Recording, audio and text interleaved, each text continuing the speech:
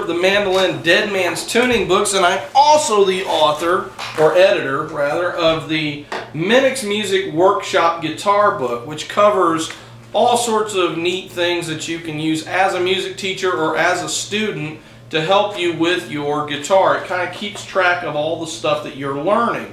There are also a few songs in here that you can learn to work on too. So that's available from my website, www.willyminnix.com. That's WILLYMINNIX.com. And you can check that out. You can sign up for our newsletter there, and you can learn all sorts of stuff about how to play music. Today, I am going to continue the series that I started a couple months ago on how to play the guitar in open D tuning. Open D tuning is D, A, D, F sharp, A, D. Alright, and that makes a D chord. Now, as we talked about in the last video, you don't just have to play in the key of D to be, or when you're in open D tuning. You can play in other keys too, but that's kind of out of the scope of this series. But to give you a clue and a hint is just start learning to slide your boxes that we're learning in this series into different positions, and that'll show you how to play in other keys. If you follow the principles that I teach in my How to Play in Other Keys mandolin video, where I talk about how to take Dead Man's Tuning for the mandolin and slide it around the neck to get into other keys, that will give you a really good idea on how to do the same thing for the guitar. And you can also check out the ebook that goes along with that series as well by going to the blog and finding that one. But today we're going to continue in our series. Now this is where we've gotten to up to this point, and if you haven't seen the other videos, I encourage you to go check out the other videos, because I'm just going to give you a little review and then we're going to move on. But so far we learned the first box, which is open 2, open 2, open 2, open 1, open 2, open 2. The second box connects to that one. 2, 4, 2, 4, 2, 4, 1, 3, 2, 4, 2, 4. And then the next one is 4, 5, 4, 5, 4, 5, 3, 5, 3, 5, 4, 5, 4, 5. And then your blues notes are 3rd fret all the way across. That already sounds bluesy just doing it.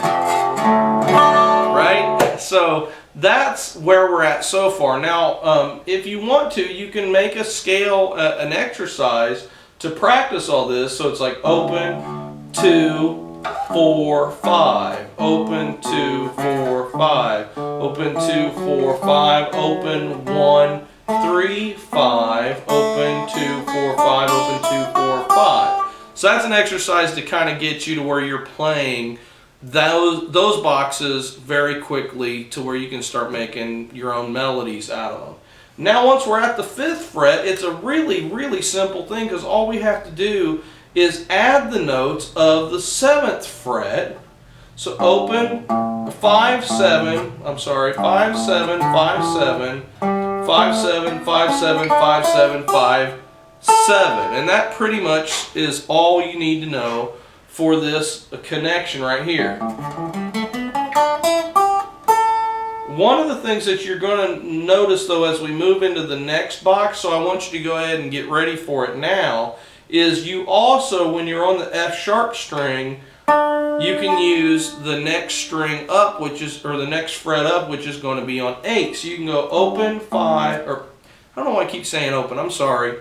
5, 7, 5, 7, 5, 7, 5, 7, 8, 5, 7, 5, 7. And that adds one more extra note that kind of spells out a little bit of the major scale. So now we can start to connect all these notes together, and this, now that we're at the 7th fret, we have all of the notes that we need if we want to play a full blues song, you know, a 1, 4, 5 kind of a blues. So you can play something down here on the open and 3 for the D. Come up to that 5th fret, and then back to your open 3 thing. Now we go to the 7th,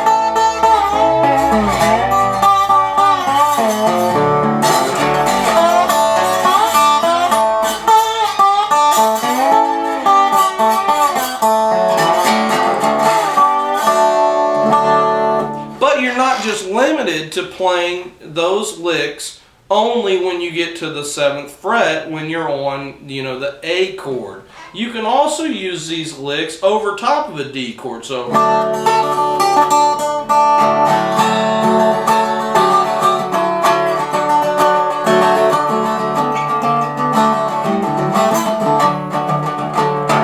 some of the notes clash a little bit. You'll notice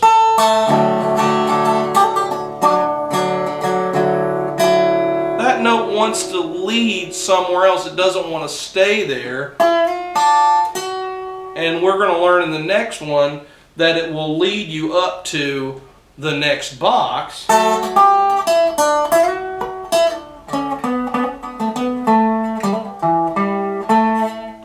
But you can use those as more of a melodic way to connect to different boxes too. You don't just have to stay on the, you don't just have to stay down here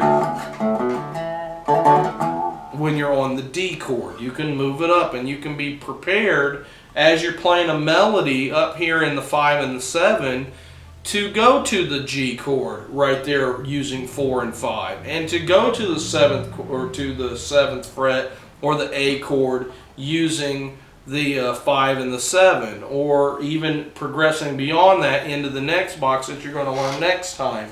So those are just a little bit of tips. Don't let the confines of, oh, I can only play the D stuff here, I can only play the G stuff here, I can only play the A stuff here. Don't let that, lock you in a box. You can use that to move up and down the neck, and you can play D stuff over G, you can play D stuff over A, and it still sounds good. You just got to be judicious about what notes you want to use. So God bless you. Please check out my books. Like, subscribe, send this video to your friends, post it on Facebook. Tell the world I'm out here teaching how to play open D guitar, and I hope that this video is just a little bit more these videos, this series, is just a little bit more in depth than most of the open D stuff that you find on YouTube. A lot of it's good stuff. There are a lot of really good teachers out there, but I'm just hoping that this concept of using the boxes really helps you, especially if you're a guitar player coming from standard tuning where you've learned your pentatonic boxes into the open D tuning. So God bless you. You have a good day, and we'll see you in the next video.